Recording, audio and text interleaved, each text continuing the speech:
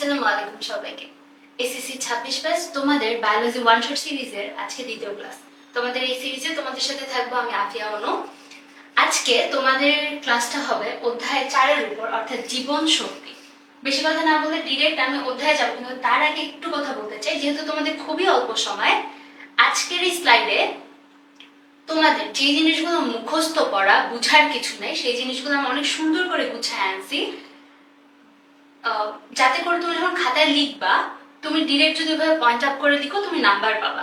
তোমাকে গুছায় এনে দিয়েছি আমি, তুমি শুধু মুখস্থ করবা এবং লিখবা। আর যে জিনিস বুঝানোর সেই জায়গাগুলো আমি বুঝাবো, যেরকম চালক সংশ্লেষণ, শ্বসন, ওই পার্টগুলো আমি বুঝাবো।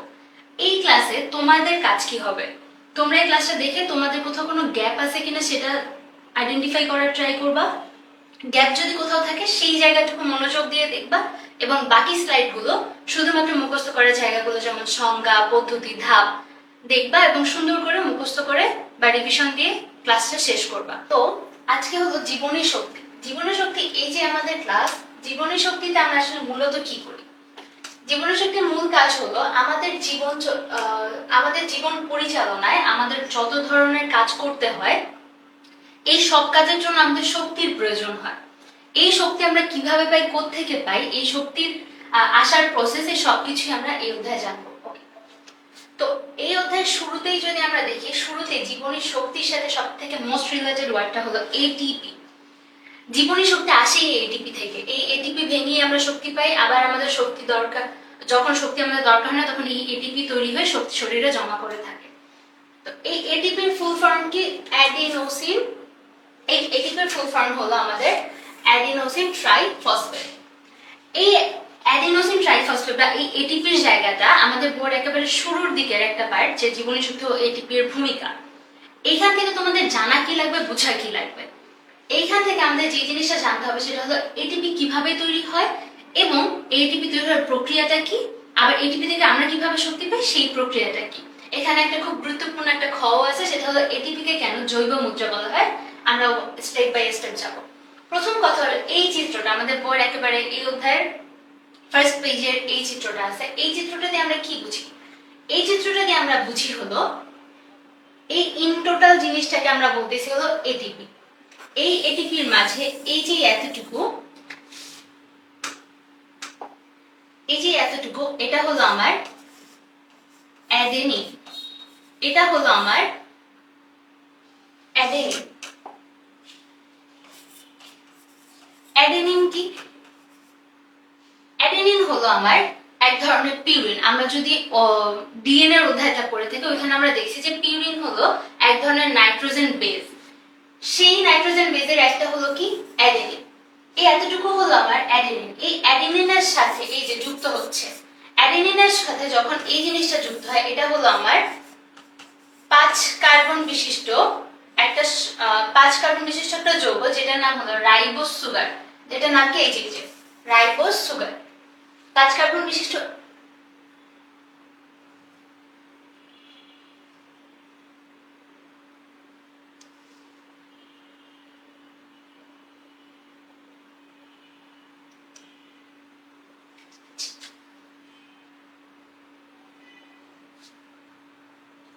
এটিপির এই জায়গাটাকে বলা হয় হলো অ্যাডেনিন।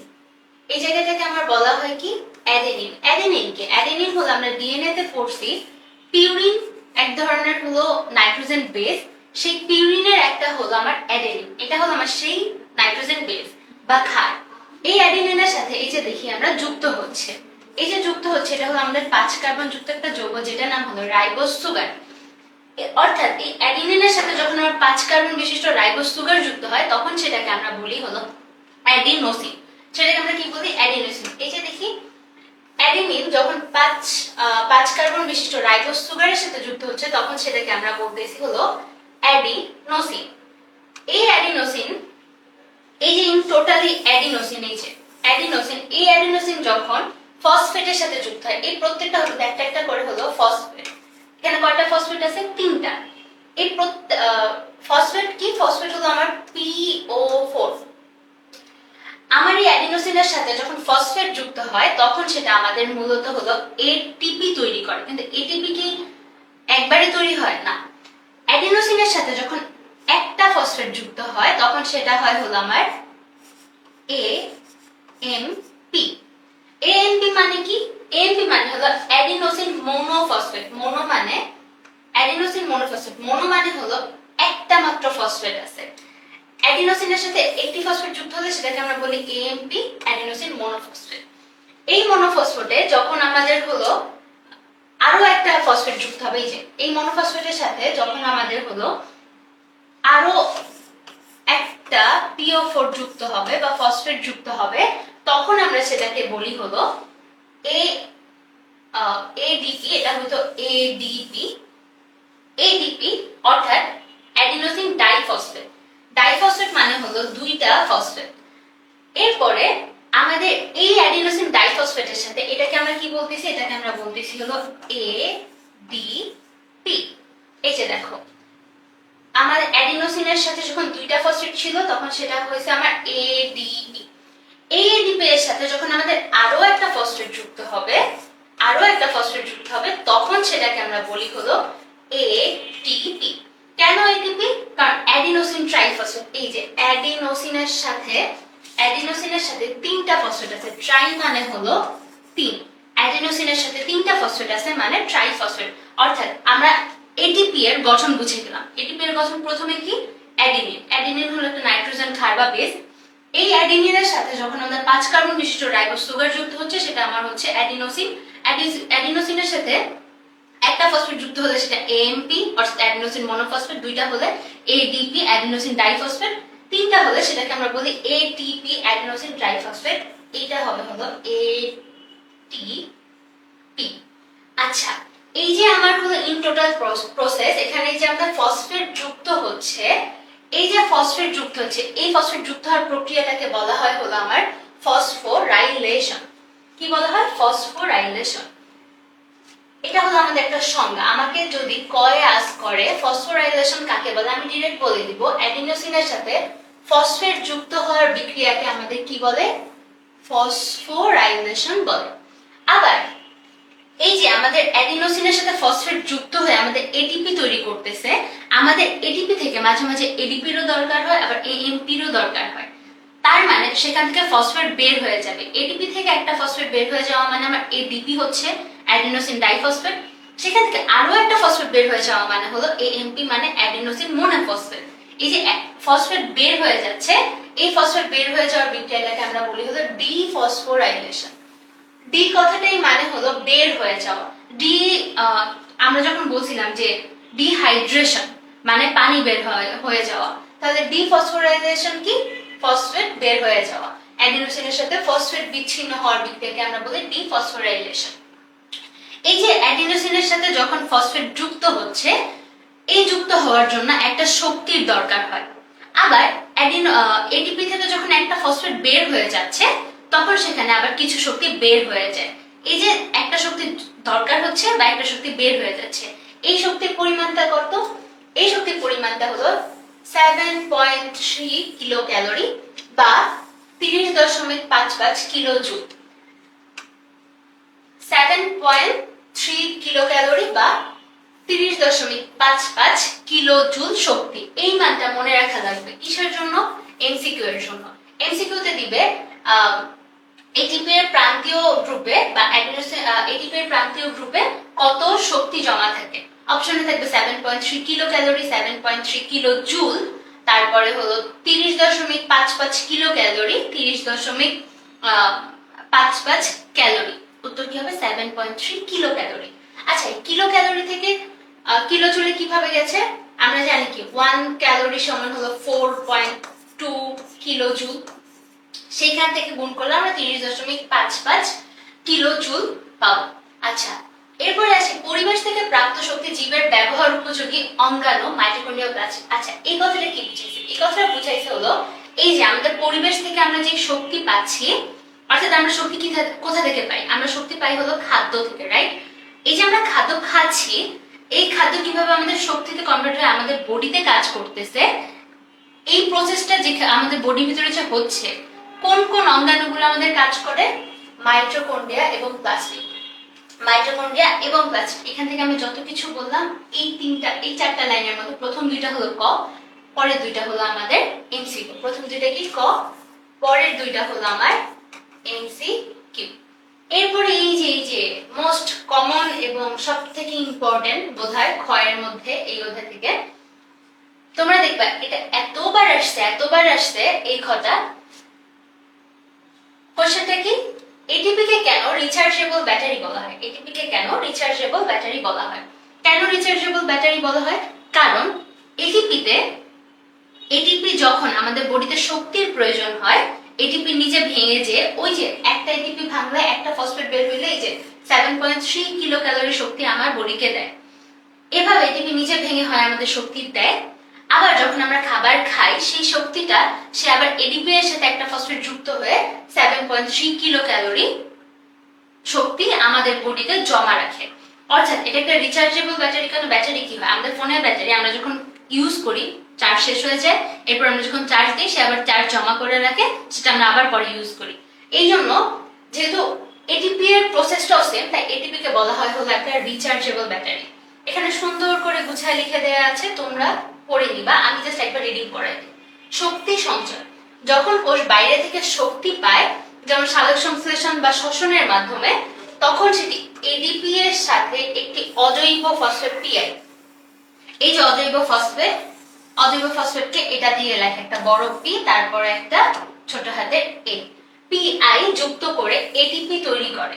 এটি যেন ব্যাটারি চার্জ করা, এটিপির মাঝখানে আমাদের শক্তি জমা রাখে, তাই এটাকে বলা হচ্ছে ব্যাটারি চার্জ করে রাখা।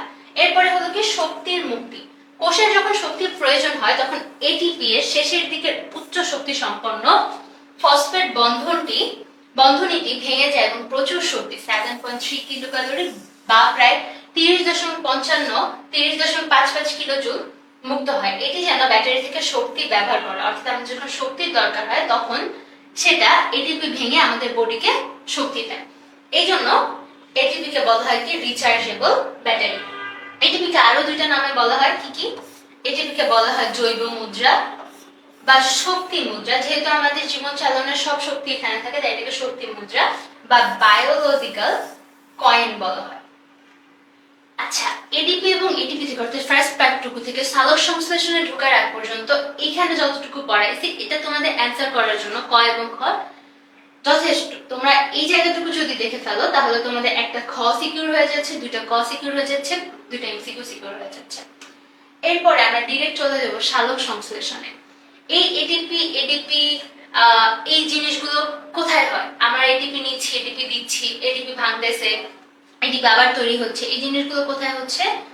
এটিপি তৈরি হচ্ছে আমাদের সালোক সংশ্লেষণে যে খাদ্য তৈরি হয় সেই খাদ্য যখন আমি ইউজ করার ফলে আমাদের হলো শ্বসনের মাধ্যমে আমাদের বডিতে এটিপি তৈরি হয়। আবার আমাদের যখন বডিতে শক্তির প্রয়োজন হয়, যেমন সালোক সংশ্লেষণ একটা প্রক্রিয়া, এই প্রক্রিয়াতে শক্তির প্রয়োজন হয়, এই শক্তি কোথা থেকে আসে? এই এটিপি থেকে আসে। আচ্ছা, সালোক সংশ্লেষণ কি? সালোক সংশ্লেষণ আমরা ছোট থেকে অনেকবার পড়েছি। সালোক সংশ্লেষণ আমরা স্বাভাবিকভাবে যেটা জানি, সূর্যের আলোকে ইউজ করব, বাতাস থেকে কার্বন ডাই অক্সাইড নিব, পানি ইউজ করব এবং আমরা খাদ্য তৈরি করব। আমরা এখন এটাই জানবো কারণ এটাই হলো সালোক সংশ্লেষণ। সালোক সংশ্লেষণ হলো যে জৈব রাসায়নিক প্রক্রিয়ায় সবুজ উদ্ভিদ ক্লোরোফিলের সহায়তায়, কার সহায়তায়? ক্লোরোফিলের সহায়তায় সূর্যালোকের উপস্থিতিতে পরিবেশ থেকে গৃহীত কার্বন ডাই অক্সাইড এবং মূল দ্বারা শোষিত পানির বিক্রিয়া ঘটিয়ে শর্করা জাতীয় খাদ্য অর্থাৎ গ্লুকোজ এক ধরনের শর্করা জাতীয় খাদ্য। গ্লুকোজ কি? গ্লুকোজ এক ধরনের শর্করা জাতীয় খাদ্য তৈরি করে। এবং উপজাত হলো আমরা একটা বিক্রিয়া হচ্ছে, সেই বিক্রিয়াতে আমাদের একটা মেইন প্রোডাক্ট থাকে, মানে আমরা এটা চাচ্ছি। আমরা সালোক সংশ্লেষণ কেন করি? মানে উদ্ভিদের শরীরে সালোক সংশ্লেষণ কেন হয়? খাদ্য তৈরির জন্য। তাহলে তার মেইন পারপাস হলো খাদ্যটা তৈরি করা। এখন এই যে খাদ্যটা তার মেইন দরকার, এ বাদেও যদি ওই বিক্রিয়াতে আর কিছু তৈরি হয় সেটাকে আমরা বলবো উপজাত। অর্থাৎ যেগুলো আমরা চাই নাই কিন্তু হয়ে গেছে সেগুলোকে আমরা বলি উপজাত। এখানে উপজাত হিসেবে আর কি তৈরি হয়? অক্সিজেন নির্গত করে, তাকে সালোক সংশ্লেষণ বা ফটোসিনথেসিস বলে। সালোক সংশ্লেষণ ইংলিশ কি? ফটোসিনথেসিস। এখানে একটু দেখি এই বিক্রিয়াটা আমাদের পারা লাগবে। আমাদের যেই বাতাস থেকে আমরা কার্বন ডাই অক্সাইড নেয় উদ্ভিদ, সেই কার্বন ডাই অক্সাইড কয় অণু নেয়? 6 অণু কার্বন ডাই অক্সাইড এবং 6 অণু পানি, মাটি থেকে 6 অণু পানি নেয় বাতাস থেকে 6 অণু কার্বন ডাই অক্সাইড নেয়। 6 অণু কার্বন ডাই অক্সাইড 6 অণু পানির সাথে বিক্রিয়া করে। কার কার উপস্থিতিতে? এই যে এনার্জি ফ্রম লাইট, অর্থাৎ সূর্যের আলোর উপস্থিতিতে। ক্লোরোফিল ইন লিভস মানে পাতার ক্লোরোফিলে সূর্যের আলোর উপস্থিতিতে 6 অণু কার্বন ডাই অক্সাইড এবং 6 অণু পানি বিক্রিয়া করে আমার কি তৈরি করে? এই যে বিক্রিয়া করে আমার তৈরি করে হলো গ্লুকোজ। গ্লুকোজের সংকেত কি? C6H12O6। গ্লুকোজ তৈরি করে এবং সাথে আম্ল উপজাত কি তৈরি করে? অক্সিজেন। কয় অণু? 6 অণু অক্সিজেন। এখানে একমাত্র গ্লুকোজ হবে 1 অণু, বাকি সবগুলো হবে 6 অণু। কি কি? 6 অণু পানি, 6 অণু কার্বন ডাই অক্সাইড মিলে 1 অণু গ্লুকোজ এবং আমাদের 6 অণু অক্সিজেন তৈরি করে। এখানে একটা কোশ্চেন আসে যে সালোক সংশ্লেষণ একটা জারণ বিজারণ বিক্রিয়া। সালোক সংশ্লেষণ কি? একটা জারণ বিজারণ বিক্রিয়া। এই জিনিসটা আমি এখান থেকে একটু দেখানোর চেষ্টা করি। আমাদের এই কার্বন ডাই অক্সাইড থেকে গ্লুকোজ তৈরি হয়েছে, রাইট? এই কার্বন ডাই অক্সাইড থেকে আমাদের গ্লুকোজ তৈরি হয়েছে। এই কার্বন ডাই অক্সাইডে কোনো H ছিল, হাইড্রোজেন কোনো ছিল না। এখানে আমার গ্লুকোজে কিন্তু এই যে একটা হাইড্রোজেন, একটা না মানে 12টা হাইড্রোজেন আছে, কিন্তু হাইড্রোজেন আছে। তার মানে আমার এতটুকু শিওর যে আমার এই কার্বন ডাই অক্সাইডের সাথে একটা হাইড্রোজেন যুক্ত হয়েছে। কার্বন ডাই অক্সাইডের সাথে এই যে হাইড্রোজেন যুক্ত হলো, কোনো কিছুর সাথে হাইড্রোজেন যুক্ত হওয়া মানে সেটা বিজারিত হওয়া, রাইট? তার মানে আমার এখানে কার্বন ডাই অক্সাইড বিজারিত হচ্ছে। অন্যদিকে এই যে হাইড্রোজেন ডাই অক্সাইড অর্থাৎ আমাদের পানি, এই পানির মাঝখানে কোনো কার্বন ছিল না, কিন্তু এই যে গ্লুকোজে আমাদের কার্বন আছে। তার মানে এখানে আমাদের কার্বন যুক্ত হয়েছে। কার্বন যুক্ত কখন হইতে পারবে? যখন এখান থেকে কোনো হাইড্রোজেন বের হয়ে যাবে। হাইড্রোজেন মুক্ত হয়ে যাওয়াকে আমরা কি বলি? জারণ। হাইড্রোজেন মুক্ত হওয়া মানে আমার সেখানে জারিত হচ্ছে। তার মানে হলো আমার এখানে হাইড্রোজেন জারিত হচ্ছে। এটা আমরা নরমালি বেসিক সেন্স থেকেই বলতে পারি যে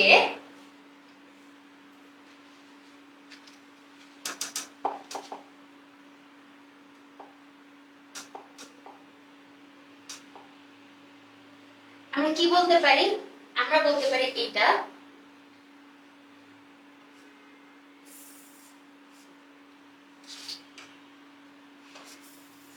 কার্বন ডাই অক্সাইড আমাদের কি হচ্ছিল? কার্বন ডাই অক্সাইড হচ্ছিল আমাদের বিজারিত। আর পানি কি হচ্ছে আমাদের? পানি হচ্ছে আমাদের জারিত। যেহেতু এখানে বিজারণও হচ্ছে, যেহেতু এখানে বিজারিত হচ্ছে, জারিত হচ্ছে, তার মানে এটা এক ধরনের জারণ বিজারণ বিক্রিয়া। এরপরের পেজে এই জিনিসটা আমাদের ব্যাখ্যা আছে। সালোক সংশ্লেষণ একটি জারণ বিজারণ প্রক্রিয়া। ব্যাখ্যা করো। দেখো জারণে কি হচ্ছে? পানি ভেঙে, জারণে কি হচ্ছে আমাদের? পানি ভেঙে হাইড্রোজেন আয়ন, ইলেকট্রন এবং অক্সিজেন তৈরি হয়। এখানে পানি জারিত হয়। বিজারণে আমার কি হচ্ছে? বায়ুমণ্ডল থেকে গৃহীত কার্বন ডাই অক্সাইড বিজারিত হয়ে গ্লুকোজ তৈরি করতেছে, অর্থাৎ এখানে আমাদের কার্বন ডাই অক্সাইড বিজারিত হচ্ছে। আচ্ছা, এরপরে আমরা দেখি স্থান। আমাদের এই সালোক সংশ্লেষণ কোথায় হয়? সালোক সংশ্লেষণ হয় আমাদের প্রধানত মেসোফিল টিস্যুতে। একটি পাতার ভেতরের প্রধান অংশ যেখানে ক্লোরোপ্লাস্টের সংখ্যা সবচেয়ে বেশি। মেসোফিল টিস্যু হলো পাতার এমন একটা অংশ যেখানে ক্লোরোপ্লাস্টের সংখ্যা সবচেয়ে বেশি হয়, তাই এটিকে সালোক সংশ্লেষণের প্রধান কেন্দ্র বলা হয়। তাহলে এখান থেকে আমরা একটা এমসিকিউ পাইলাম, সালোক সংশ্লেষণের প্রধান কেন্দ্র কি? Mesophyll tissue. এরপরে দেখো স্টোমাটা বা পত্ররন্ধ্র, পাতার নিচে থাকে। এই ছিদ্র পথে কার্বন ডাই অক্সাইড ভিতরে প্রবেশ করে। আচ্ছা, স্থানে আমরা জানি স্থানের মধ্যে আমাদের এই যে কার্বন ডাই অক্সাইড প্রবেশ করছে, কার্বন ডাই অক্সাইড প্রবেশ কার মাধ্যমে করে? পত্ররন্ধ্র বা স্টোমাটা। পত্ররন্ধ্রকে পাতার মাঝে যে ছিদ্র থাকে সেগুলোকে আমার বলা হয় পত্ররন্ধ্র। সেগুলো সেইখান দিয়ে আমার কি প্রবেশ করে? কার্বন ডাই অক্সাইড প্রবেশ করে এবং উপজাত হিসেবে তৈরি হওয়া অক্সিজেন, আমাদের উপজাত হিসেবে কি তৈরি হয়েছিল? অক্সিজেন, সেটা বাহিরে বের হয়ে যায়। জলজ উদ্ভিদের ক্ষেত্রে এই গ্যাসীয় আদান প্রদান ঘটে সরাসরি পানির সাথে ব্যাপ্তির মাধ্যমে। এটা মানে কি? জলজ উদ্ভিদ তো পানির নিচে থাকে, পানির নিচে যে উদ্ভিদটা থাকে তার তো ছিদ্র পথে তাহলে সবসময় পানি প্রবেশ করতে থাকবে। তাহলে সে কার্বন ডাই অক্সাইড আর অক্সিজেনের আদান প্রদান কিভাবে করবে? সে আদান প্রদান করবে তার কোষাস এবং পানির মাঝখানে ব্যাপনের মাধ্যমে। মাধ্যমে সে কি করবে, ব্যাপনের মাধ্যমে হলো সে তার কার্বন ডাই অক্সাইড বাইরে বের করে দিবে এবং অক্সিজেন নিজের ভিতরে প্রবেশ করবে। এরপরে আমরা দেখি সালোক সংশ্লেষণের হার। এই পুরো জায়গাটা হলো আমার এমসিকিউ আসবে। সালোক সংশ্লেষণের হার, বায়ুমণ্ডলে কার্বন ডাই অক্সাইডের পরিমাণ থাকবে হলো 0.03%, পানিতে কার্বন ডাই অক্সাইডের পরিমাণ থাকে 0.3%। এই জায়গাটুকু আমার মনে রাখা লাগবে। বায়ুতে কত 0.03% এবং পানিতে 0.3%, অর্থাৎ আমাদের বায়ুতে কার্বন ডাই অক্সাইডের পরিমাণ কম আর পানিতে কার্বন ডাই অক্সাইডের পরিমাণ বেশি। যেখানে কার্বন ডাই অক্সাইডের পরিমাণ বেশি সেখানে আমার সালোক সংশ্লেষণ বেশি হবে, রাইট? কারণ কার্বন ডাই অক্সাইড আমাদের সালোক সংশ্লেষণ হওয়ার জন্য লাগে। যেখানে কার্বন ডাই অক্সাইড বেশি সেখানে স্বাভাবিকভাবে সালোক সংশ্লেষণ বেশি হবে, অর্থাৎ পানিতে কার্বন ডাই অক্সাইডের ঘনত্ব বেশি, তাই জলজ উদ্ভিদের সালোক সংশ্লেষণের হার স্থলজ উদ্ভিদের তুলনায় বেশি হয়। পানিতে যে উদ্ভিদগুলো থেকে জলজ তাদের সালোক সংশ্লেষণের হার আমার স্থলজ অর্থাৎ আমাদের মাটিতে যে উদ্ভিদগুলো থাকে তাদের থেকে বেশি হয়। এই জায়গাটা আমার সম্পূর্ণই হলো এমসিকিউ। যদি তোমাকে কোনো কারণে এই লাইনটাকে খ দেয় কি খ দিবে যে জলজ উদ্ভিদের সালোক সংশ্লেষণের হার স্থলজ উদ্ভিদের সালোক সংশ্লেষণের হারের থেকে বেশি হয় কেন, বা পানিতে সালোক সংশ্লেষণ বেশি হয় ব্যাখ্যা করো। তখন কি বলবো, বায়ুমণ্ডলে আমার এতটুকু থাকে, পানিতে আমার 0.3% থাকে, অর্থাৎ পানিতে বেশি, দ্যাটস ওয়াই আমার কি হয়, পানিতে সালোক সংশ্লেষণের হার বেশি হয়। এরপর আমরা যদি দেখি সালোক সংশ্লেষণের প্রক্রিয়া। সালোক সংশ্লেষণের প্রক্রিয়াতে কি হয়, এই যে আমরা এখন সালোক সংশ্লেষণ হচ্ছে এত কথা যে বলতেছি, এই সালোক সংশ্লেষণে আমাদের মূলত কি হয়, প্রথমে জানতে হবে আমাদের সালোক সংশ্লেষণ যে পদ্ধতিটা এটা আমাদের দুইটা ভাগে ভাগ আছে। এটা কে করছে, বিজ্ঞানী ব্ল্যাকম্যান। কত সালে, 1905 সালে। উনি কি করছে, সালোক সংশ্লেষণের প্রক্রিয়াটাকে দুইটা ভাগে ভাগ করছে। এক হলো আলোক নির্ভর পর্যায়, দুই হলো আমার আলোক নিরপেক্ষ পর্যায়। আলোক নির্ভর পর্যায় মানে হলো যেখানে আমার আলো দরকার এবং আলোক নিরপেক্ষ পর্যায় হলো যেখানে আমার আলোর প্রয়োজন নেই। নিরপেক্ষ মানে কি, যেখানে কোনো ওই জিনিসটার দরকার হয় না, আলোর প্রয়োজন নেই। আমরা বলি না আমি নিরপেক্ষ অবস্থানে আছি, মানে আমি এদিকেও না ওদিকেও না, অর্থাৎ আমি আলোর আমার কোনো প্রয়োজন নেই। আলোক নির্ভর পর্যায়ে কি হয় এটা ব্যাখ্যাতে যাওয়ার আগে আমি একটু ছোট্ট করে তোমাদের বোঝানোর চেষ্টা করি। আলোক নিরপেক্ষ পর্যায়ে এই যে আমাদের সূর্যি মামা, উনি কি করবে, উনি আমাদের এভাবে আলো দিবে। এই আলো যখন পাতাতে আসবে, পাতাতে আসার পর পাতায় যেই H2O ছিল সেই H2 কে সে ভেঙে ফেলবে। কিসে ভাঙবে, সে H+ একটা আয়ন তৈরি করবে, মুক্ত ইলেকট্রন তৈরি করবে এবং অক্সিজেন তৈরি করবে। এই অক্সিজেন পাতার পত্ররন্ধ্র দিয়ে বাইরে চলে আসবে, যেই অক্সিজেন আমরা নিয়ে বেঁচে থাকি। এই যে হাইড্রোজেন প্লাস আমার পাতায় থাকা NADP এর ফুল ফর্ম জানা লাগবে। NADP এর ফুল ফর্ম হলো বিজারিত নিকোটিনামাইড ডাইনিউক্লিওটাইড ফসফেট। বই সুন্দর করে লেখা আছে কি, বিজারিত নিকোটিনামাইড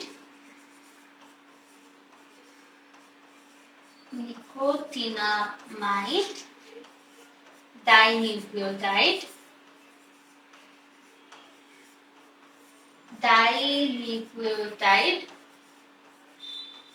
ফসফেট। খুবই বিদঘুটে একটা নাম, মনে থাকে না, নিকোটিনামাইড। হ্যাঁ, খুবই বিদঘুটে একটা নাম, কোনোভাবে মনে থাকে না, আল্লাহ প্যাচ লাগা যায়, এই হয় সেই হয়। আবার অনেকে যাদের মনে থাকে তাদের তো আলহামদুলিল্লাহ মনে থাকে।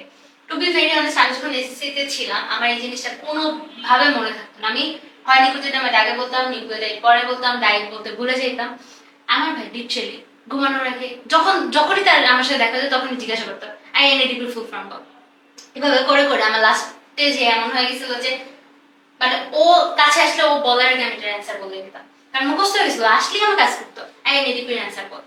এখন তোমাদের যাদের মনে থাকে না তাদেরকে কি করবা, ছোট ভাই বা বড় ভাই বোন থাকলে তাদেরকে বলবো আমার কাজ কর, আমাকে সারাদিন আজ করবি, তাহলে আমার মনে থাকবে।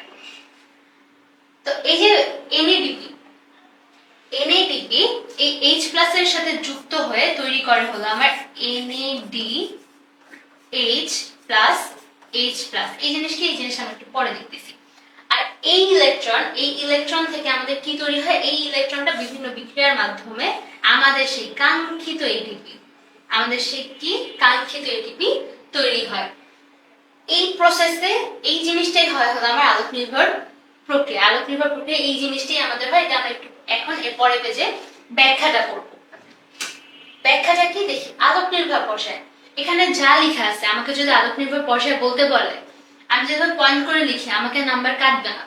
এর মাঝে তোমরা যেটা করতে পারো, বইয়েও কিন্তু এই কথাগুলো লেখা আছে, তুমি বইয়ে ব্যাখ্যা লেখা আছে, এটা আমি পয়েন্ট করে আনছি গুছায়। তুমি যেটা লিখো, কিন্তু বইয়ের মতন লিখো, নিচে বানায় লিখতে চাও না, নাম্বার পাবা না। আলোক নির্ভর পর্যায় তোমাদের আমি লাস্টে সিকিউ দেখাবো, তখন দেখবা এই আলোক নির্ভর পর্যায় গতে আসে। সালোক সংশ্লেষণে আলোক নির্ভর পর্যায় ব্যাখ্যা করো। তখন আমরা কি কি লিখবো? প্রথমে আমরা লিখবো আলোক নির্ভর পর্যায়ের জন্য আলো অপরিহার্য, উদ্দীপকের গুরুত্ব অপরিসীম। ঠিক সেরকম একটা লাইন। আলোক নির্ভর পর্যায়ে আলো লাগবে স্বাভাবিক। এই পর্যায়ে সৌর শক্তি রাসায়নিক শক্তিতে রূপান্তরিত হয়। সৌরশক্তি মানে কি? আমরা যে আলোক শক্তি গ্রহণ করতেছি সেটা হলো আমাদের সৌরশক্তি। এই সৌরশক্তি আমাদের রাসায়নিক শক্তিতে পরিণত হচ্ছে। রাসায়নিক শক্তি কোনটা? আমাদের খাদ্যের মাঝে যে শক্তি জমা থাকে সেটা হলো আমাদের রাসায়নিক শক্তি। অর্থাৎ আমাদের সৌরশক্তি রাসায়নিক শক্তিতে রূপান্তরিত হচ্ছে। এমসিকিউ, সালোক সংশ্লেষণে সৌরশক্তি কোন শক্তিতে রূপান্তরিত হয়? কোন শক্তিতে? রাসায়নিক শক্তিতে। এরপরে এই প্রক্রিয়ায় এটিপি, NADPH এবং H+ উৎপন্ন হয়। আমি এখানে দেখাইছি কি কি উৎপন্ন হয়। H+ উৎপন্ন হয়, এটিপি উৎপন্ন হয়, NADPH উৎপন্ন হয়। এই রূপান্তরিত শক্তি এটিপি এর মধ্যে সঞ্চিত থাকে। এটিপি ছাড়া তো আমাদের বডিতে আর কোনো প্লেস নাই, আর কোনো কিছু নাই যেটাতে আমাদের হলো শক্তি জমা থাকে। এটিপি হলো আমাদের কি? শক্তি মুদ্রা। আমাদের টাকার মাঝখানে যেমন আমাদের পাওয়ার জমা থাকে, আমরা কোনো কিছু লাগলে টাকা দিয়ে নিতে পারি, সেরকম আমাদের সব শক্তি কোথায় থাকে?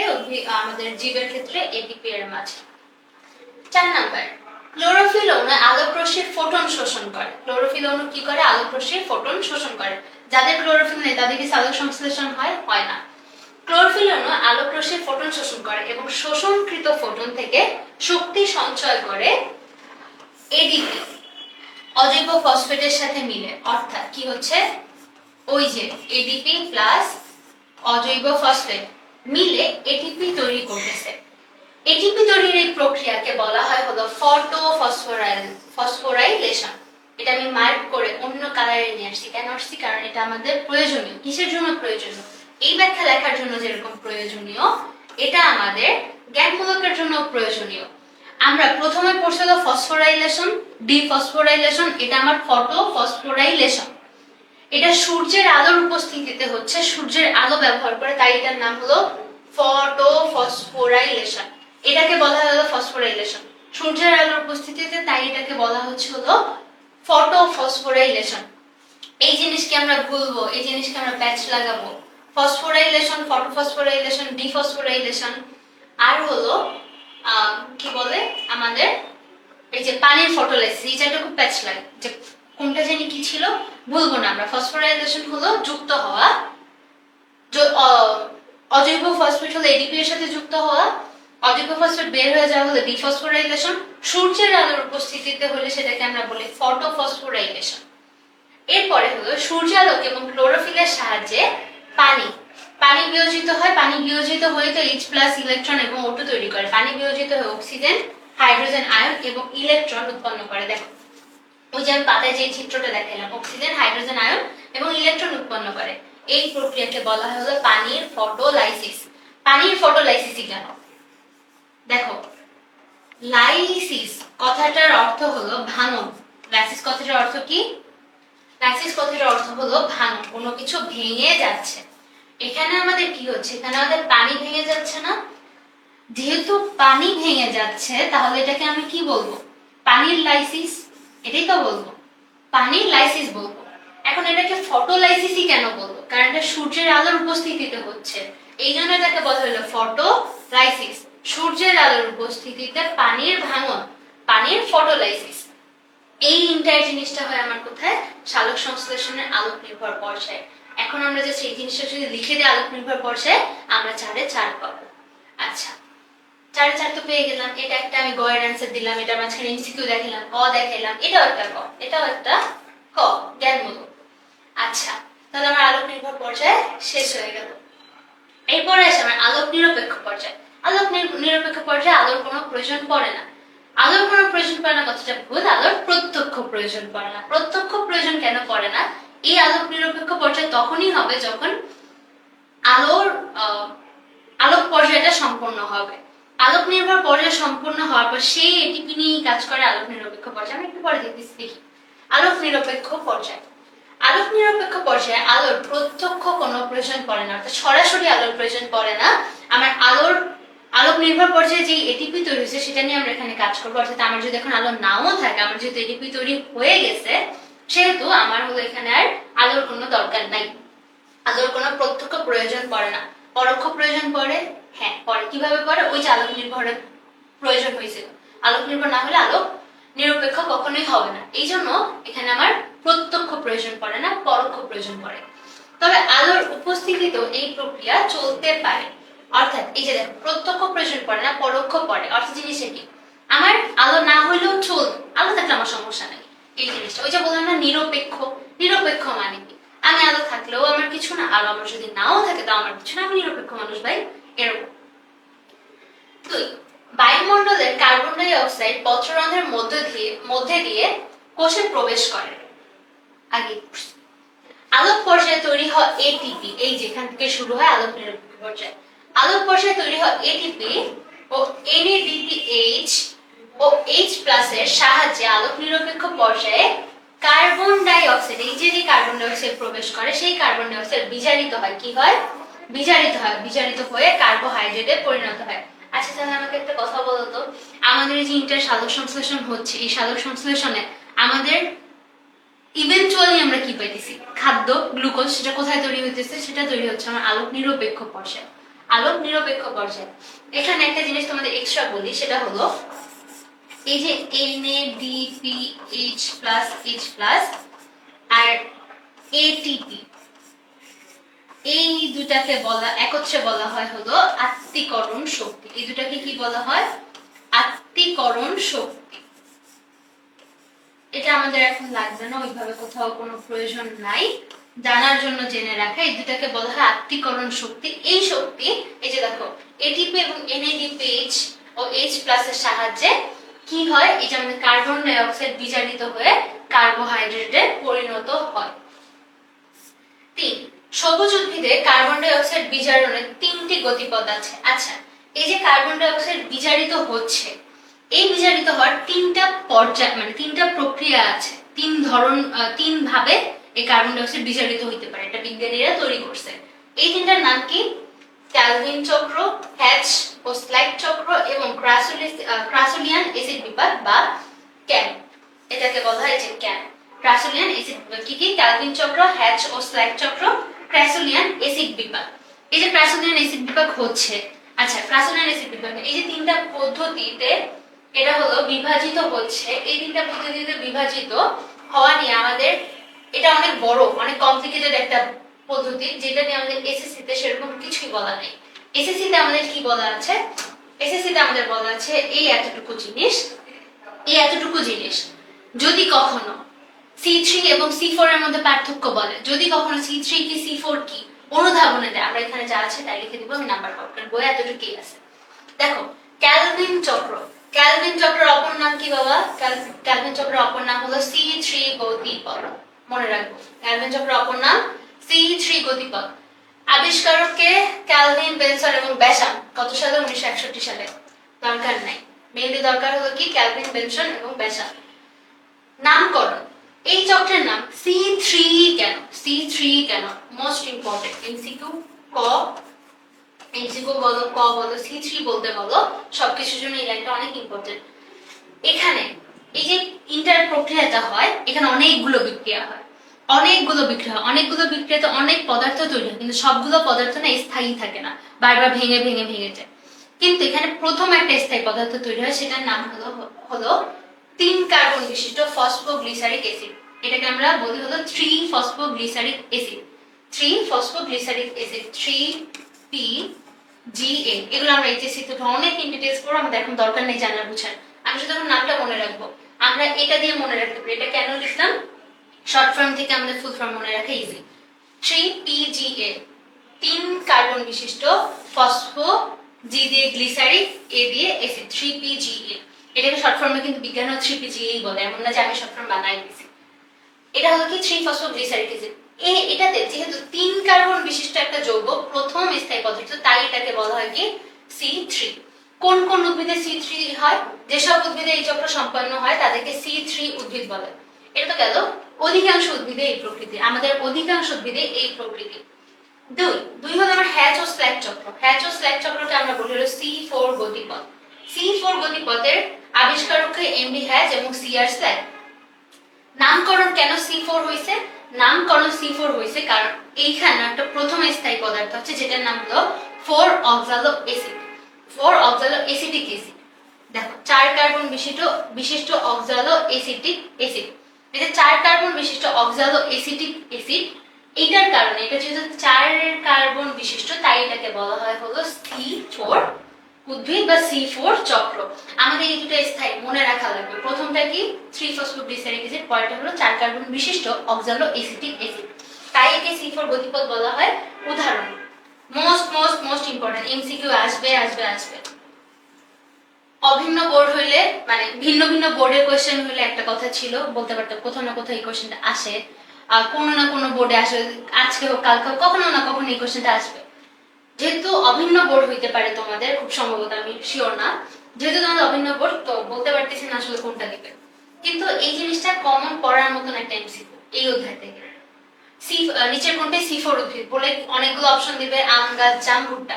অ্যান্সার কি? ভুট্টা। দেখো এখানে যে কয়টা আছে, ভুট্টা, আখ, ঘাস জাতীয় উদ্ভিদ, মুথা ঘাস, নটে গাছ। এই এই এই কয়টা উদাহরণ আমাদের মুখস্থ রাখা লাগবে।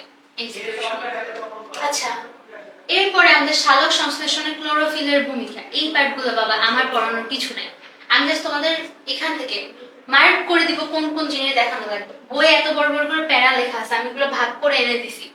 ক্লোরোফিল শক্তি শোষণ মানে কি? ক্লোরোফিল আলোক শোষণ করে না, সূর্যালোক, এই জন্য ক্লোরোফিল শক্তি শোষণ করে।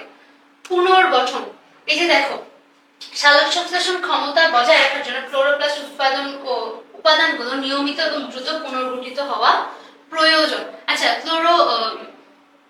ক্লোরোপ্লাস্ট বা ক্লোরোফিল ছাড়া কি সালোক সংশ্লেষণ হবে না। তাই ক্লোরোফিল যদি মারা যায় সেটা আবার পুনর্গঠন হওয়া প্রয়োজন। আচ্ছা, এরপর হলো সীমাবদ্ধতা। এই ক্লোরোফিলের সীমাবদ্ধতা কি? দেখো, পাতায় একটা নির্দিষ্ট পরিমাণ ক্লোরোফিল থাকলে সালোক সংশ্লেষণ ভালো হয়। আমরা বলি না এক্সেস করবি না, এক্সেস কোনো কিছু ভালো না, অতিরিক্ত করবি না। এই যে কোনো কিছু অতিরিক্ত হওয়া, লিমিটের বেশি হওয়া কখনোই আমাদের জন্য ভালো না। সেখান থেকে জিনিসটা দেখো, ক্লোরোফিল থাকলে এনজাইমের অভাব দেখা যায়। কি ক্লোরোফিল থাকে? খুব বেশি ক্লোরোফিল থাকলে, মানে প্রয়োজনের বেশি ক্লোরোফিল থাকলে সেটা আমাদের যে এনজাইমগুলো আমাদের সালোক সংশ্লেষণে হেল্প করে, সেই এনজাইমগুলো আর কাজ করতে পারে না। দ্যাটস ওয়াই আমার কি হয়, সালোক সংশ্লেষণের হার কমে যায়, যেটা উদ্ভিদের জন্য ভালো না। এগুলো রিডিং করে নিব আমরা। সালোক সংশ্লেষণে আলোর ভূমিকা, এখানে তোমরা রিডিং করে নিবে, এখান থেকে আমার পড়ানোর কিচ্ছু নাই। এখান থেকে আমার যেটা পড়ানোর জিনিস, যেটা আমার দেখানোর জায়গা, সেটা হলো আমি মার্ক করে দিচ্ছি তোমাদের, মার্ক করে দিতেছি। দেখো, লাল কালি দিয়ে মার্ক করে দিতেছি। আলোক বর্ণালী, লাল, নীল, কমলা ও বেগুনি। কি? লাল, নীল, কমলা ও বেগুনি। এমসিকিউ, এমসিকিউ এই অধ্যায়ে এই জায়গাটা থেকে এমসিকিউ আসে মানে এই অধ্যায় থেকে যদি একটা সিঙ্গুলার অধ্যায় থেকে একটা কোশ্চেন করে, এই কোশ্চেনটা দিবে যে কোন আলোতে সালোক সংশ্লেষণ সব থেকে ভালো। কোন আলো? লাল, নীল, কমলা, বেগুনি। এটা আমাদের জানা লাগবে। সবুজ এবং হলুদ আলোতে সালোক সংশ্লেষণ ভালো হয় না, হয় না। এই যে হয় না, সবুজ আর হলুদে ভালো হয় না, এটা আমার জানা লাগবে। তরঙ্গ দৈর্ঘ্য জানা লাগবে, মোস্ট ইম্পর্টেন্ট। 400 ন্যানোমিটার থেকে 480 ন্যানোমিটার, 400 ন্যানোমিটার থেকে 480 ন্যানোমিটার, এই জায়গাটা হলো আমার ইনফিনিটি স্টার। তরঙ্গ দৈর্ঘ্য হলো কি 400 ন্যানোমিটার থেকে 480 ন্যানোমিটার এবং 680 ন্যানোমিটারে। 480 ন্যানোমিটার থেকে 480 এবং 680 ন্যানোমিটারে তরঙ্গ দৈর্ঘ্যের আলোতে সালোক সংশ্লেষণ সবচেয়ে ভালো হয়। এই জায়গা থেকে এতটুকু আমার জানা লাগবে, মনে রাখা লাগবে। এখান থেকে ছবিটা কোনো এক কারণে ভুলে আসছে। আচ্ছা, এইখান থেকে এই জায়গাটা থেকে আমার বোঝানোর কিচ্ছু নেই, তোমরা পড়ে নিবা, জাস্ট পড়ে নিবা। কি পড়ে নিবা? আলো সম্পর্কে জানবা, কার্বন ডাই অক্সাইড থাকলে কি হয় সেটা জানবা, তাপমাত্রা নিয়ে জানবা। এখানে হ্যাঁ, এখান থেকে আমি যেটা তোমাদের দেখাতে চাইছিলাম মোস্ট ইম্পর্টেন্ট লাইন, সেটা হলো এই লাইনটা। তাপমাত্রা, কত তাপমাত্রা সালোক সংশ্লেষণ সব থেকে ভালো হয়? 22 ডিগ্রি থেকে 35 ডিগ্রি। এর নিচেও ভালো হয় না, এর উপরেও ভালো হয় না। এটা এখান থেকে দেখার মতন জায়গা। এখানে বাকি কিছু তোমরা রিডিং করে নিবা, এই জায়গাটুকু আমি আর দেখাবো না। আচ্ছা, এখানে যে এই লাইনটা, এটা একটা কমন এমসিকিউ। ক্লোরোফিলের প্রধান উপাদান কি? নাইট্রোজেন এবং ম্যাগনেসিয়াম। কি? নাইট্রোজেন এবং ম্যাগনেসিয়াম। এই জায়গাটুকু দেখা লাগবে। দেখো, মুখস্থ পড়া আমি তোমাদের দেখাচ্ছি না, কেন দেখাচ্ছি না এগুলো তোমরা দেখে নিবা। এগুলো আমি এখন পড়াইতে, এগুলো সময় রিডিং পড়াই, এগুলো বাবা তোমাদের ওই সময় না, এটা তোমাদের জন্য এখন অ্যাপ্রোপ্রিয়েট না। এত কিছু পড়া অ্যাপ্রোপ্রিয়েট, বাট আমার ক্লাসে বসে থাকা তোমাদের জন্য অ্যাপ্রোপ্রিয়েট না। আচ্ছা, জীবজগতে সালোক সংশ্লেষণের গুরুত্ব, এটাও আমি পড়াবো না। এখান থেকে যে একটা এমসিকিউ আছে সেটা আমি তোমাদের দেখাই দিব, এটা তোমরা নিজেরা পড়ে নিবে। তোমরা জানো, ছোটবেলা থেকে পড়ছো, তোমরা এটা খুব ভালো করে জানো এখান থেকে সালোক সংশ্লেষণের গুরুত্ব কি। আমি জাস্ট তোমাদেরকে এমসিকিউ দেখাই দিব, সেটা হলো এই যে বাতাসে অক্সিজেনের পরিমাণ কত?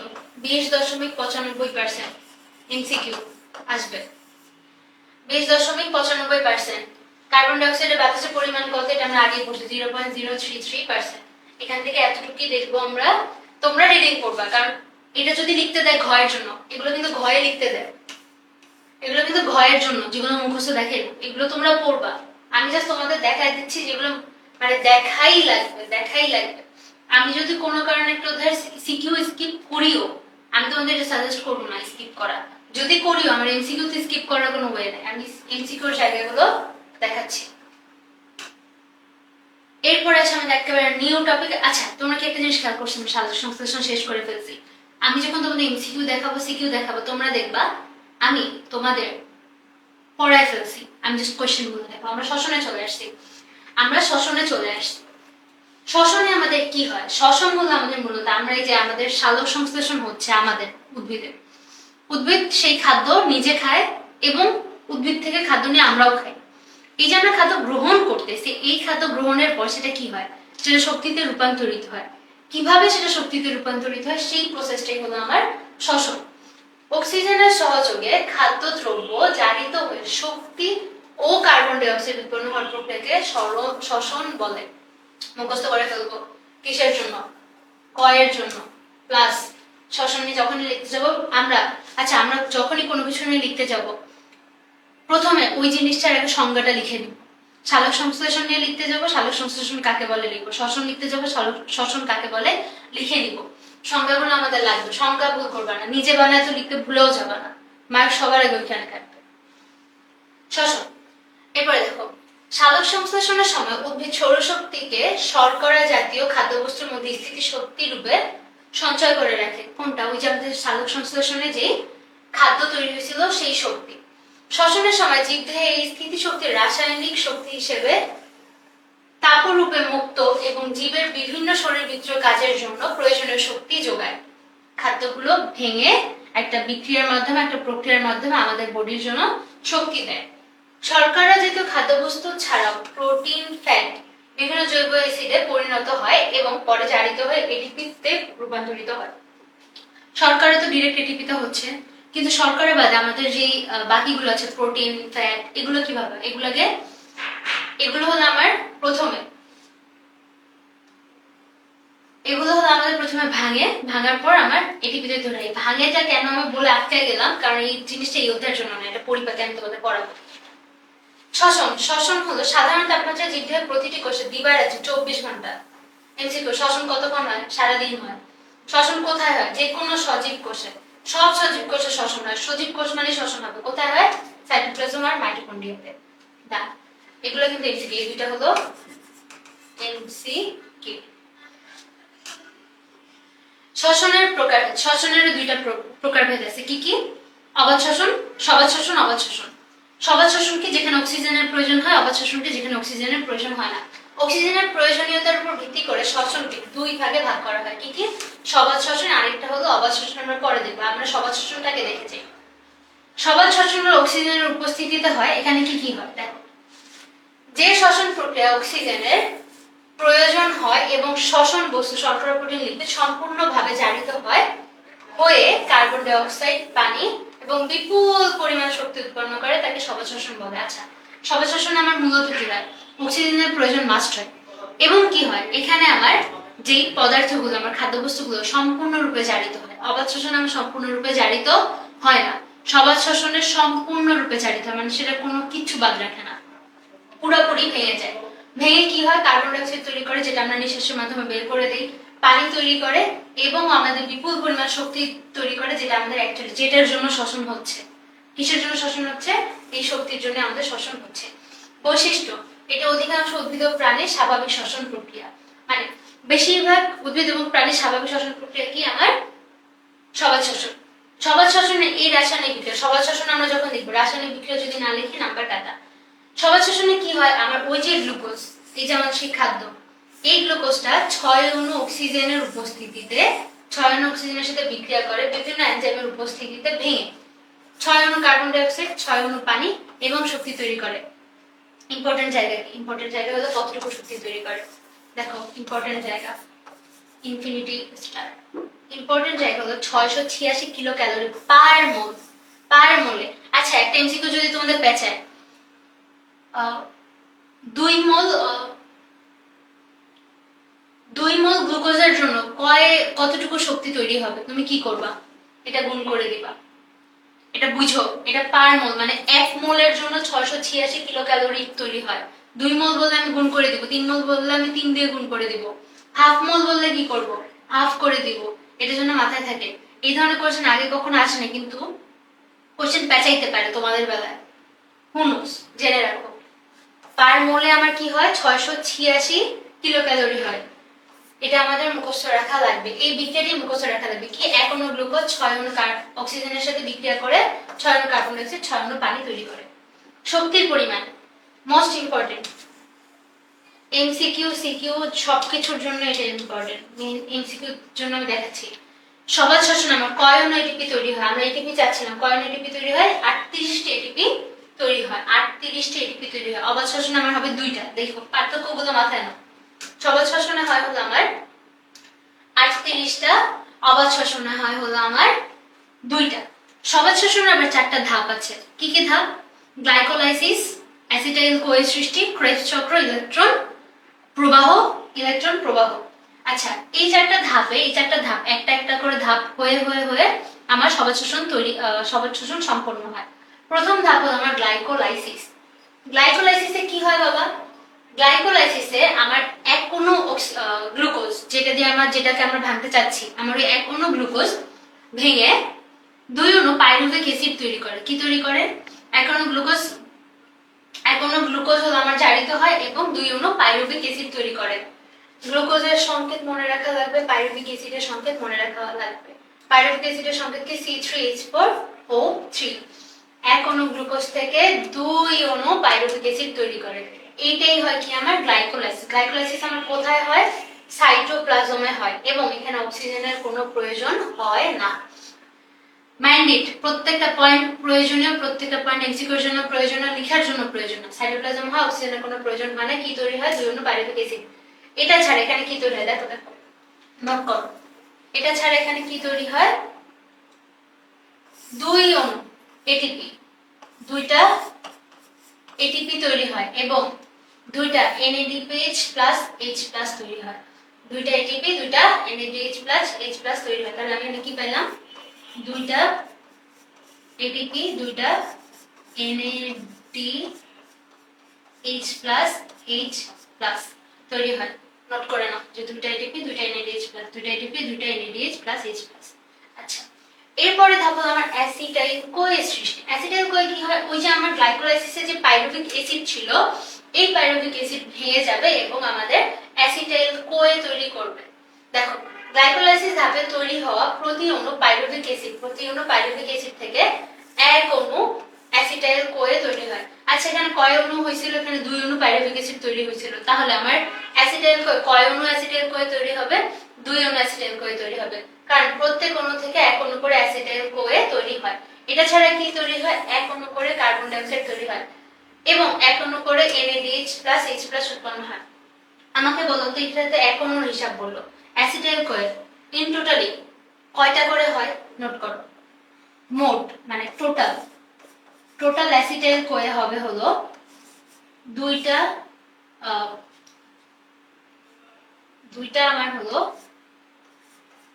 অ্যাসিটাইল কোয়ে, 2 অণু কার্বন ডাই অক্সাইড আর 2টা NADH+ H+, এটা ইন টোটাল।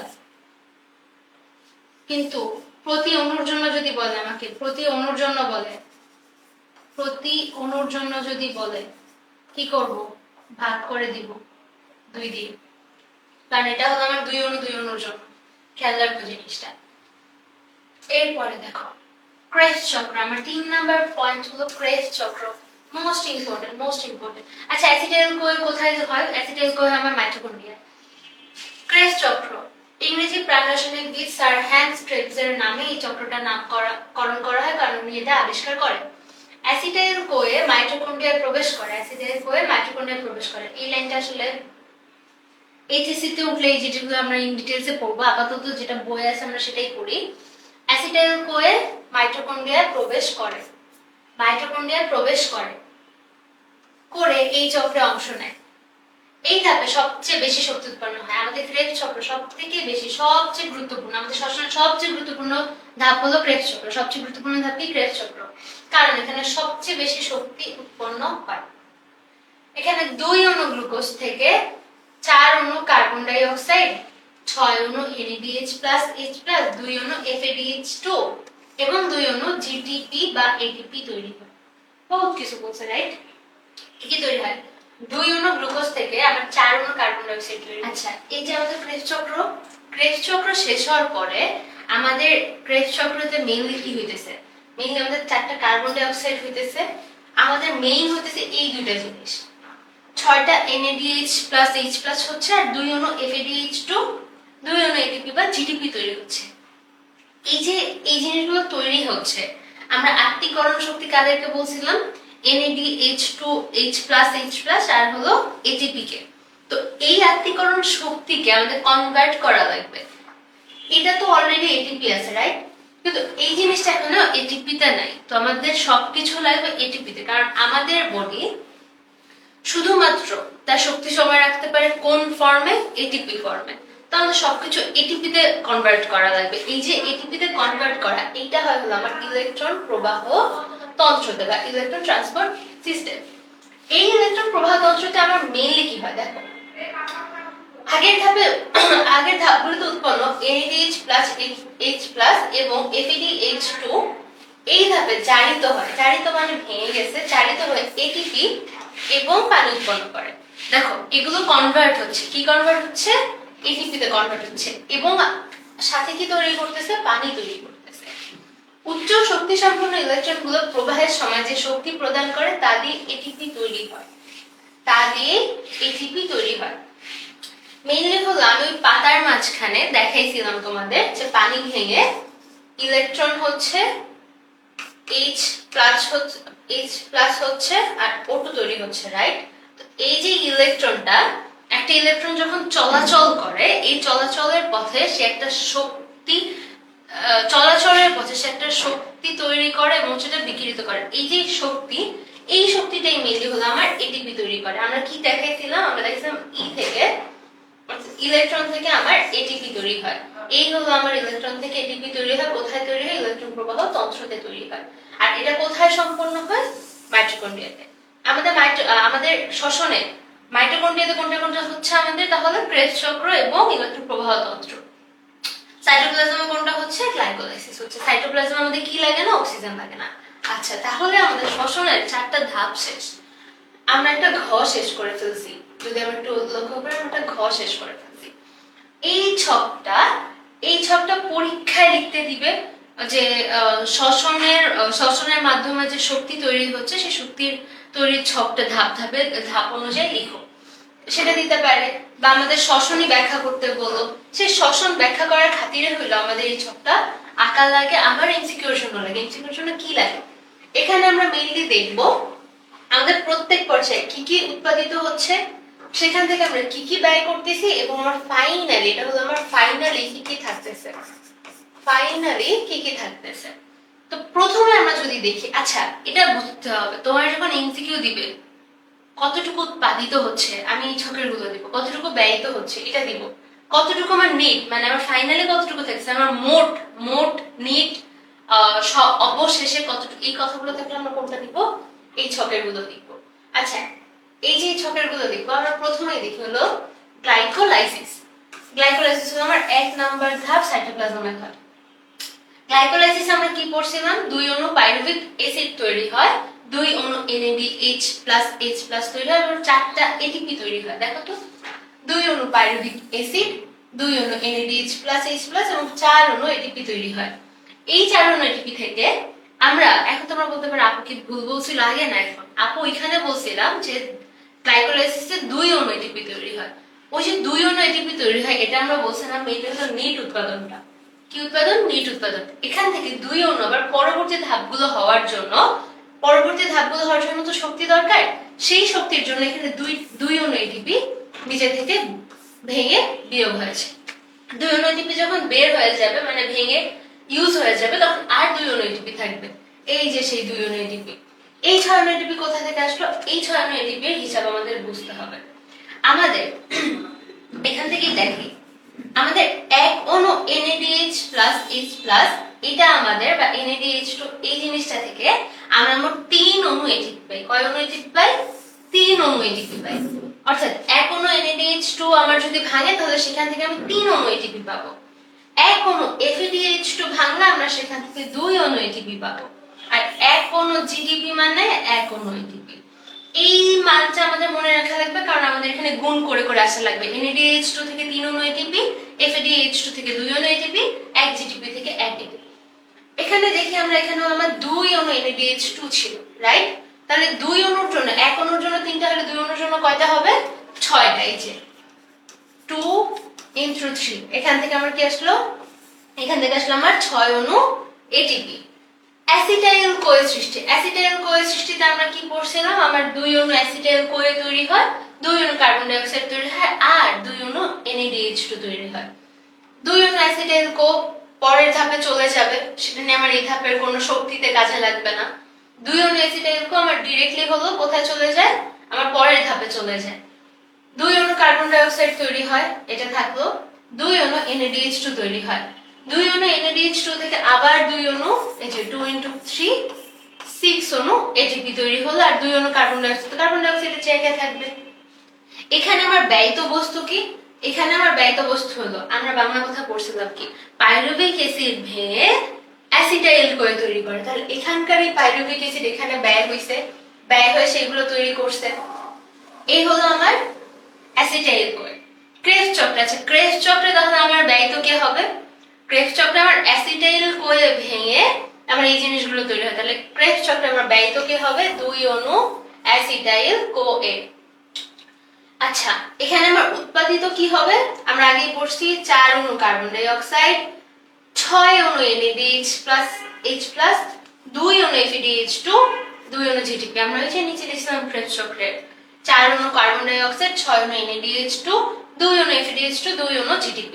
তাহলে এখান থেকে দেখো তো, এখানে 4 অণু কার্বন ডাই অক্সাইড, তো 4 অণু কার্বন ডাই অক্সাইডের জায়গায় থাকবে 6 অণু NADH2, 6 into 3 হয়ে যাবে 3 6 18 18 ATP। 2 অণু FADH2 কি হবে, 2 into 2 হবে, এক FADH2 থেকে 2 অণু ATP পাই, তাহলে 4 হবে। এই যে 4 অণু ATP। 2 অণু GDP থেকে আমরা 2 অণু ATP পাবো। আমাদের সব শক্তি তৈরি হয় এই 3টা ধাপে, আর কনভার্ট হয় কোথায়, ইলেকট্রন প্রবাহ তন্ত্রতে। তাহলে এই ছকে আমার শক্তি তৈরি হওয়ার ছকে কি আমার ইলেকট্রন প্রবাহ তন্ত্রের দরকার আছে, দরকার নেই। আমার এখন এখান থেকে বোঝা লাগবে, এই যে মূলত এই যে কনভার্সনটা হইলো, এই যে NADH গুলো ATP তে গেল, FADH টু ATP তে গেল, এই যে কনভার্সন হইলো, মূলত এই জিনিসগুলো কোথায়? এগুলো হয় আমার ইলেকট্রন প্রবাহ তন্ত্রতে। তাহলে আমার এখন দেখতে হবে যে আমার এই ইন টোটাল ধাপে আমার পুরা শ্বসনে আমি কয় অণু শক্তি পাইলাম আর সাথে কি পাইলাম। আমরা প্রথমে পড়ে আসছি আমরা শ্বসন থেকে 38 অণু, মানে সবাত শ্বসন থেকে 38 অণু ATP পাই এবং 6 অণু কার্বন ডাই অক্সাইড পাই। এখন আমরা যোগ করি, এখানে আমাদের 6 আর 2 এ 8টা ATP, এখানে আমার আরো 6টা ATP, তাহলে 8 প্লাস 6 হলো আমার 14টা ATP।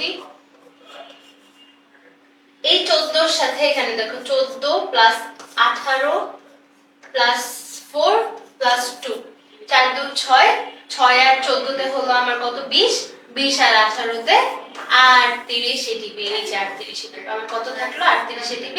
আর এই যে দেখো এখানে 4 অণু কার্বন ডাই অক্সাইড, এখানে আবার 2 অণু কার্বন ডাই অক্সাইড, মোটে কত হলো? 6 অণু কার্বন ডাই অক্সাইড হলো। এই ছকটা পারা লাগবে, কিভাবে পারা লাগবে? এমসিকিউ এর জন্য পারা লাগবে, মোস্ট ইম্পর্টেন্ট একটা ছক। এটা আমরা কিসের জন্য পড়ব? এমসিকিউ এর জন্য যেরকম আমাদের এটা লাগবে, সেরকম এটা আমাদের গ ঘ এর জন্য লাগবে। আমরা আমাদের শ্বসনের অনেক বড় একটা পার্ট পড়ে ফেলছি, আমাদের শ্বসনের সবাত শ্বসন শেষ, আমাদের বোঝানোর জায়গা শেষ। এবার আমরা দেখবো যে সবাত শ্বসন। অবাত শ্বসন কি? যেখানে আমাদের অক্সিজেন লাগে না, অবাত। অবাত মানে হলো আমার যেখানে আমাদের অক্সিজেন লাগতেছে না। সংজ্ঞাটা পড়ি, সংজ্ঞা আমাদের লিখতে হবে। এটা হলো আমার সংজ্ঞার প্রথমে আসলে ক, যে শ্বসন প্রক্রিয়ায় অক্সিজেনের অনুপস্থিতিতে হয় তাকে অবাত শ্বসন বলে। অর্থাৎ অক্সিজেনের সাহায্য ছাড়াই কোষের ভিতরে এনজাইম দিয়ে, অক্সিজেনের সাহায্য ছাড়া কি দিয়ে? অবাত শ্বসন কার উপস্থিতিতে হয় বাবা? এনজাইমের উপস্থিতিতে হয়। শ্বসন বস্তু আংশিকভাবে জারিত হয়ে বিভিন্ন জৈব যৌগ, ethyl, alcohol, lactic acid, carbon dioxide এবং সামান্য পরিমাণ শক্তি উৎপন্ন করে, তাকে আমরা অবাত শ্বসন বলি। আচ্ছা, এই যে আমাদের সামান্য পরিমাণ শক্তি, সামান্য পরিমাণ শক্তি বলতে কত সামান্য? আমাদের সবাত শ্বসনে 38 অণু ATP তৈরি হয়, 38 অণু ATP। এখানে আমার কত হবে? এখানে আমার মাত্র হবে হলো 2 অণু ATP। কত হবে? মাত্র 2 অণু ATP। উদাহরণ, আচ্ছা এই অবাত শ্বসন কাদের কাদের হয়? এই অবাত শ্বসন হয় হলো আমার এই অবাত শ্বসন হয় হলো আমার ব্যাকটেরিয়াতে, আমার ইস্টে ইত্যাদি অবাত শ্বসন হয়ে থাকে। ব্যাকটেরিয়ার ইস্টে অবাত শ্বসন কেন হয়? কারণ ব্যাকটেরিয়ার ইস্ট অক্সিজেনের উপস্থিতিতে বাঁচতে পারে না, তাহলে তারা শ্বসন কিভাবে করবে? তাদেরও তো শক্তির দরকার, তারা শ্বসন কিভাবে করবে? তারা করবে অবাত শ্বসনের মাধ্যমে। অবাত শ্বসনের এই যে বিক্রিয়াটা, রিঅ্যাকশনটা, এটা আমাদের পারতে হবে। দেখো অবাত শ্বসনে আমরা একটা গ্লুকোজ ভাঙে, আমরা অবাত শ্বসনে আমাদের কি হবে? মূলত আমাদের গ্লুকোজটা সম্পূর্ণরূপে চালিত হবে না, মানে সম্পূর্ণরূপে ভেঙে যাবে না। এই যে প্রথমে আমাদের গ্লুকোজ নিল, কার উপস্থিতিতে বলছিলাম? এনজাইমের উপস্থিতিতে। কি তৈরি করে? Ethyl alcohol. ইথাইল অ্যালকোহল, ইথ, ইথ কথাটা যত জায়গায় জৈব যৌগতে পাওয়া, তার মানে হলো সেখানে 2টা কার্বন আছে। তাহলে আমি প্রথমেই দেখো সংকেত তো মনে রাখা লাগবে, ইথ মানে 2টা কার্বন আছে, তাহলে এই যে C2। এরপর হলো ইথাইল অ্যালকোহল, অ্যালকোহল মানে সেখানে হলো একটা OH আছে, OH মানে অ্যালকোহল আছে, তাহলে আমার হলো একটা OH চলে গেল। এখন 2টা C যদি থাকে, প্রত্যেকটা C এর 4টা করে হাত থাকে, A এর একটা হাত দিয়ে একটা OH ধরছে, তার মানে 2টা হাত বন্ধ হয়ে গেল, আর 2টা হাত থাকবে, এটা দিয়ে একটা H ধরলো, এখানে আরেকটা হাইড্রোজেন ধরলো, এর আরো 3টা হাত বাকি, এই 3টা হাত দিয়ে ও মোট আরো 3টা হাইড্রোজেনের সাথে বন্ধন গঠন করবে। তাহলে কয়টা হাইড্রোজেন হলো? 1 2 3 4 5টা। তাহলে দেখো এখানে কয়টা হাইড্রোজেন আছে? 5টা হাইড্রোজেন আছে। তাহলে ইথাইল অ্যালকোহলের সংকেত কি আমার? C2H5OH। কয় অণু? 2 অণু। কয় অণু কার্বন ডাই অক্সাইড তৈরি করে? 2 অণু কার্বন ডাই অক্সাইড তৈরি করে। এবং দেখো বাবা শক্তি কত? আমাদের সবাত শ্বসনে কত ছিল? 286 কিলো ক্যালোরি পার মোল। এখানে কত? 56 কিলো ক্যালোরি পার মোল। অনেক কম না? 56 কিলো ক্যালোরি পার মোল। শক্তি পরিমাণ অবাত শ্বসনে মাত্র 2 অণু ATP উৎপন্ন হয়। আচ্ছা, অবাত শ্বসনের পর্যায়সমূহ। অবাত শ্বসনের পর্যায় সমূহের মধ্যে 2টা পর্যায় আছে, 2টা ধাপ। কয়টা ধাপ? 2টা ধাপ। এটা আসলে কি আসছে? এটা আসলে এখানে একটা স্পেস পড়ে গেছে, এটা ছিল হলো অসম্পূর্ণ জারণ। অসম্পূর্ণ জারণ। এটা হলো আমার কি, এটা হলো আমার 1 নাম্বার ধাপ। এই 1 নাম্বার ধাপে কি তৈরি হবে, এখানে আমার হলো গ্লাইকোলাইসিস যেটা হয়, গ্লাইকোলাইসিস সম্পূর্ণ হবে, মানে হলো আমার গ্লুকোজ ভেঙে পাইরুভিক অ্যাসিড তৈরি হবে। কিন্তু এই পাইরুভিক অ্যাসিড পরে যে পুরোপুরি জারিত হবে না। দেখো এই ধাপে 1 অণু গ্লুকোজ থেকে 2 অণু পাইরুভিক অ্যাসিড, কয় অণু, 2 অণু পাইরুভিক অ্যাসিড, 4 অণু এটিপি তৈরি হয়, 4 অণু এটিপি তৈরি হয়। এরপরে দেখো তো ধাপ 1 আমার শেষ হয়ে গেল, এটা হলো আমার ধাপ 2। এই পাইরুভিক অ্যাসিডের ধাপ 2 এর নাম কি, এটাও পারতে হবে। ধাপ 2 এর নাম হলো পাইরুভিক অ্যাসিডের বিজারণ। তোমাকে যদি অবাধ শোষণ লিখতে বলো তুমি এভাবে লিখে দিলে তুমি নাম্বার পাবে। ধাপ 2 হলো পাইরুভিক অ্যাসিডের বিজারণ। সাইটোপ্লাজম থেকে আসা এনজাইমের কার্যকারিতায় পাইরুভিক অ্যাসিড বিজারিত হয়ে কার্বন ডাই অক্সাইড, আমার 2 অণু কার্বন ডাই অক্সাইড তৈরি হচ্ছিল, রাইট? কার্বন ডাই অক্সাইড এবং ইথাইল অ্যালকোহল বা ল্যাকটিক অ্যাসিড। ল্যাকটিক অ্যাসিড আমাদের কোথা থেকে, ল্যাকটিক অ্যাসিড থেকে আমাদের দুধে বা দুগ্ধ জাতীয় খাদ্যগুলোতে ইথাইল অ্যালকোহল বা ল্যাকটিক অ্যাসিড উৎপন্ন করে। এই ধাপে গ্লাইকোলাইসিসে উৎপন্ন NADH+ H+ পুনরায় জারিত হয়ে ব্যবহৃত হয়। পুনরায় জারিত হয়ে ব্যবহৃত হয় মানে কি, এই যে এখানে যেই হলো আমার NADH2 তৈরি হচ্ছিল সেটা এখানে ভেঙে যে শক্তি হিসেবে ব্যবহৃত হয়ে যাবে। তাহলে আমরা কি দেখলাম, আমাদের প্রথমে পাইরুভিক অ্যাসিড তৈরি হচ্ছে, মানে সম্পূর্ণ গ্লাইকোলাইসিস যেটা হয়, এখানেও গ্লাইকোলাইসিস হচ্ছে। গ্লাইকোলাইসিস এখানে কেন হচ্ছে বলতো, গ্লাইকোলাইসিসে অক্সিজেনের প্রয়োজন পড়ে না, এখানে তো আমাদের অক্সিজেন নেই, তাহলে গ্লাইকোলাইসিস হইতে আমাদের কোনো প্রবলেম নাই। পাইরুভিক অ্যাসিড হয়ে গেল, পাইরুভিক অ্যাসিড আমার ভেঙে carbon die oxide, ethyl alcohol বা ল্যাকটিক অ্যাসিড তৈরি করবে। আচ্ছা এখানে আমার কয় অণু হয়, 2 অণু এটিপি, বারবার বলতেছি 2 অণু এটিপি, আর এখানে 38 অণু এটিপি। এই জায়গাগুলো আমার পড়ানোর আর মেইনলি কিছু না, আমি আবার ওই সালোক সংশ্লেষণের মতো দেখাই দিব। প্রভাবক সমূহ ঘতে আসবে, যদি আসে এটা কখনো ঘতে লিখতে দিবে প্রভাবক সমূহ। তুমি কি লিখবা, প্রত্যেকটা অপশন লিখবে যে তাপমাত্রা এত থেকে এত তাপমাত্রা, অক্সিজেন এতটুকু অক্সিজেন, পানি এতটুকু পানি, আলো এতটুকু পানি। এগুলো আমার কি বাহ্যিক প্রভাবক। বাহ্যিক প্রভাবক মানে কি, যেগুলো আমরা শরীরের ভিতরে থাকে না, আমরা বাহির থেকে পাই, ওগুলো আমার বাহ্যিক প্রভাবক। অভ্যন্তরীণ প্রভাবক হলে এগুলো উৎসেচক, খাদ্যদ্রব্য, কোষের বয়স, অজৈব লবণ, কোষ মধ্যস্থ পানি। এখান থেকে তোমাদের দেখার মতন জায়গা কি বাবা, দেখার মতো জায়গা হলো এই যে এটা তাপমাত্রা, সালোক সংশ্লেষণের তাপমাত্রা। আর এখানে তারপরে সালোক সংশ্লেষণের কত ছিল, 22 থেকে 35, এখানে কত 20 থেকে 45। 20 থেকে 45-এ আমার কি ভালো হয়, আমার শ্বসন ভালো হয়, 20-এর নিচে ভালো হয় না, 45-এর উপরে ভালো হয় না। এখান থেকে মেইনলি হলো আমার এই জিনিসটা আমার এমসিকিউ এর জন্য খুবই ইম্পর্টেন্ট, এমসিকিউ এর জন্য খুবই ইম্পর্টেন্ট। কিসের জন্য বাবা, এমসিকিউ এর জন্য খুবই ইম্পর্টেন্ট। বাকিটুকু তোমরা রিডিং করে নেবা, এটা বই থেকে লিখবা, বইয়ের মতো করেই লিখবা। শ্বসনের গুরুত্ব, শ্বসনের গুরুত্ব তোমাদের বই 1 পেজ ভরে ভরে লেখা আছে। আমি এটাকে ছোট করে আনছি, এই জন্য আনছি কারণ 1 পেজ লেখার মতন তোমরা যদি লিখেও স্যার দেখবে না, পছন্দ করবে না করে, তো তোমাদের পয়েন্ট আপ করে লেখা লাগবে। শ্বসনের গুরুত্ব তোমরা পড়ে নিবা। শক্তি উৎপাদন অবশ্যই শ্বসনের গুরুত্ব।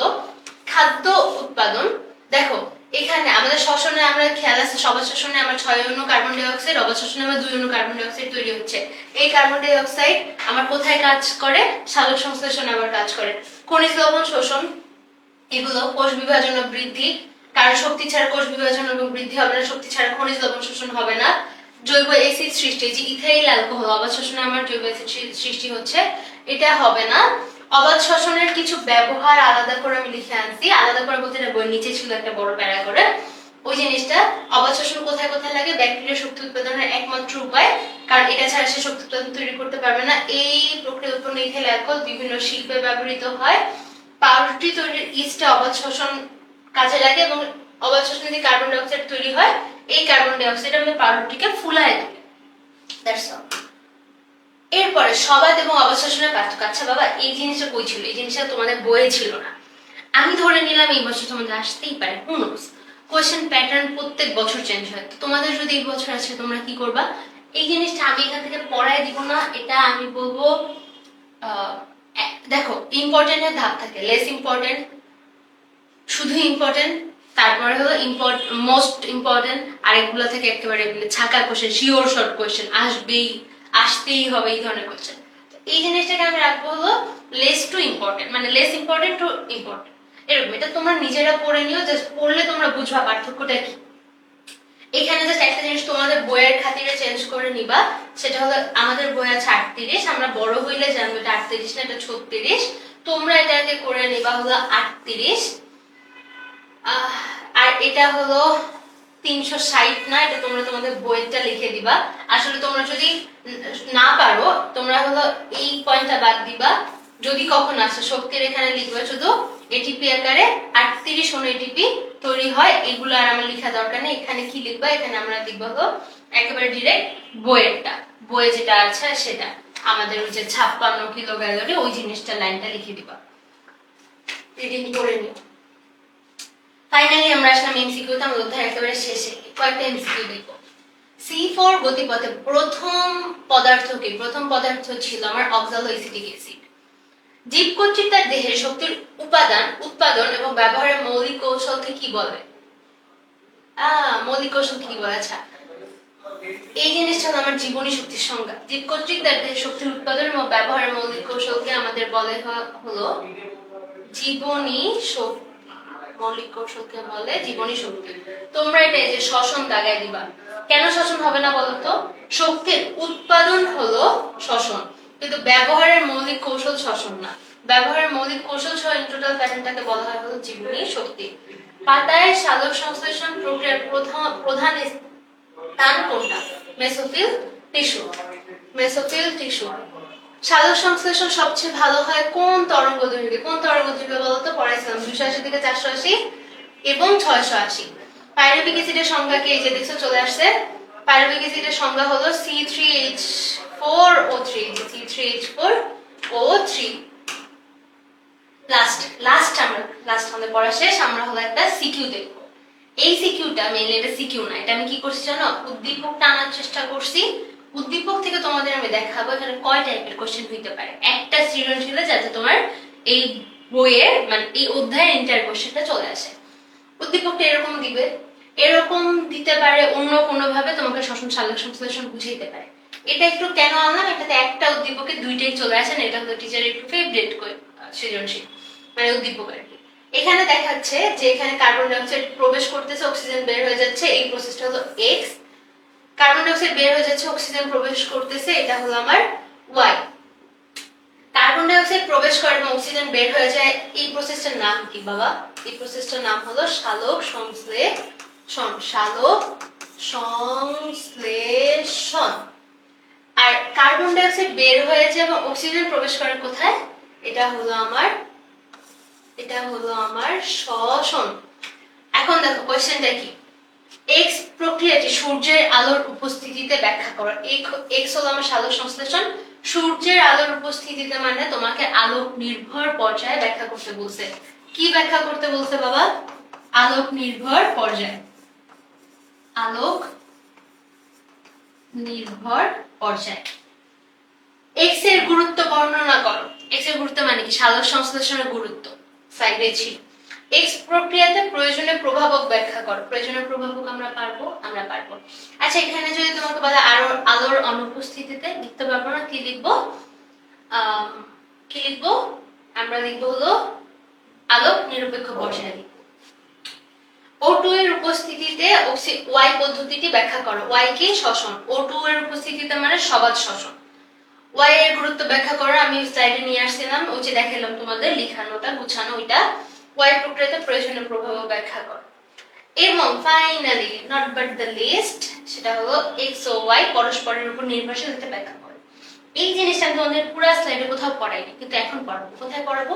সেটা হলো এক্স ওয়াই পরস্পরের উপর কেন নির্ভরশীল। আচ্ছা দেখো তো, আমার শ্বসন যদি না হইতো শক্তি তৈরি হইতো না। শক্তি যদি না তৈরি হইতো তাহলে আমাদের এই যে আমাদের সালোক সংশ্লেষণে যে শক্তি লাগে সেই শক্তি আমি পাইতাম না। দ্বিতীয়ত, শ্বসনে যদি আমার কার্বন ডাই অক্সাইড বের না হইতো তাহলে আমি সালোক সংশ্লেষণে কার্বন ডাই অক্সাইড পেতাম না। এখন তো তুমি বলতে পারো, হ্যাঁ উদ্ভিদে না শ্বসন হয়? প্রাণী তো শ্বসনে। আমরা কার্বন ডাই অক্সাইড ছাড়ি না, আমাদের কার্বন ডাই অক্সাইড আসে কোথা থেকে? শ্বসন থেকে আসে। এই কার্বন ডাই অক্সাইড যদি না বের হইতো শ্বসন থেকে তাহলে আমরা সালোক সংশ্লেষণের জন্য কার্বন ডাই অক্সাইড পেতাম না। আবার সালোক সংশ্লেষণে যদি অক্সিজেন তৈরি না হইতো তাহলে আমরা মানুষ, প্রাণী এবং উদ্ভিদ অর্থাৎ ইন্টায়ার জীব শ্বসনের জন্য অক্সিজেন পাইতাম না। আবার এখানে যদি খাদ্য তৈরি না হতো তাহলে আমরা কি ভেঙে শক্তি তৈরি করতাম? খাদ্যই তো জারিত হয়ে শক্তি তৈরি করে, সেটা হইতো না। এই জন্য শ্বসন এবং সালোক সংশ্লেষণ পরস্পরের উপর নির্ভরশীল। আমাদের অধ্যায় শেষ।